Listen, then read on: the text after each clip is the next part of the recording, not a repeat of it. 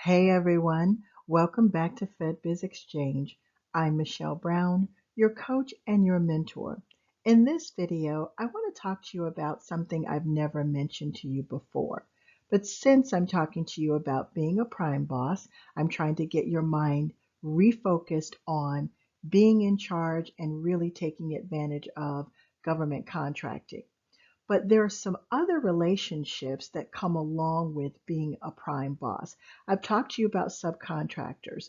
Now I need to talk to you about joint ventures, also mentor-protege relationships, especially if you are an 8A, and teaming partnerships. I'm just going to talk to you about joint ventures first in this video because joint ventures can be very, very important. So are the others.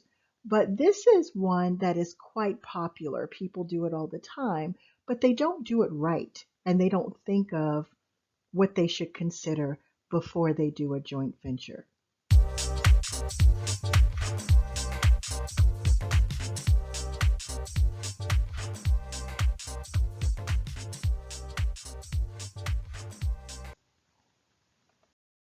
Joint ventures are another form of OPR. I taught you about OPR when I talk about you being a prime, using other people's resources. Sometimes you will see a contract and you want to do it. You can do most of it or part of it, but you can't do all of it. Or maybe you have some commercial experience, which is good, but you need someone that has federal government contracting or state government contracting experience. So you decide to create a joint venture relationship. And it becomes a legal relationship, meaning you actually form a company between the two companies. You choose a name and you go and you file an LLC. It's that simple, but it's two companies that have partnered together. Here's the problem that I want you to be aware of. Joint ventures can be great. However, most of the time with a joint venture, there is a weaker partner. A lot of times with 8A companies, and it's not just 8As, because you can do this with 8A, you can do this with veterans, woman-owned business, any type of business, but I noticed that 8As do it a lot. The weaker partner is the 8A. What is happening is someone or a company that is more experienced wants to partner with an 8A. I'm not saying that that other more experienced company does not have the best intentions, but you need to make sure that that company does. So if you're going to do a joint venture, whether it's because you don't have enough past performance and you want to do bigger contracts, it is a way to make that happen, but you need to consider why you're in the partnership with the company or the person you're in the partnership with. Are they going to share resources with you? Like you're trying to share resources with them. Yes, one company has to be in charge, especially if you are a woman-owned business, a veteran, or an 8A, or you're doing government contracting and you're the small business. You need to own the contract as the 51 percenter. And then you can work with any other size company you want to. You can have two small businesses too, but someone has to own the contract. So let's say that's you, because I'm teaching you to be a prime. You're a veteran, you're going to do a joint venture with someone, and you are the 51 percenter.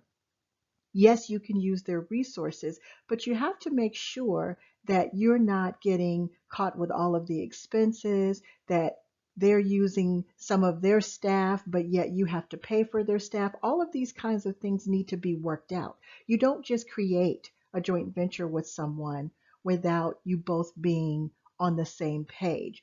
If you need to spell these things out, you should spell them out in your agreement, in your operational agreement, if you formed an LLC, or in your bylaws. You need to write these things out. And you also need to only work with people that you have a good feeling and a good instinct about. Sometimes we're so anxious as small businesses just to get some work. And we look up to these other larger companies, but they have nothing for you other than to use your certification, because maybe they're not small anymore.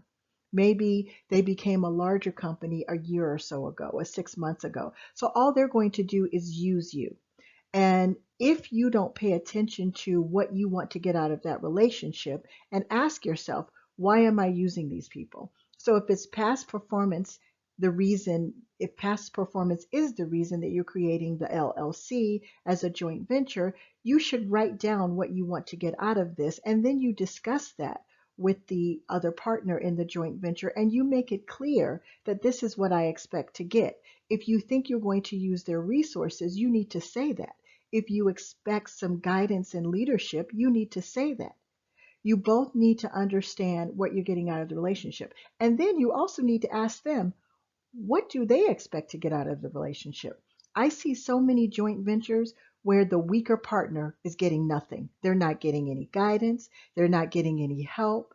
It's just like the only time the stronger partner wants to talk with them is when there's an opportunity and they need the weaker partner. That's not what you want. Always come from a stronger position, ask for what you want. They will tell you what they want, and then you will have a great partnership. But trust your instincts. If you don't feel good working with the person or the company, don't just do it just because you think you're going to win. In most cases, you won't win. You'll lose.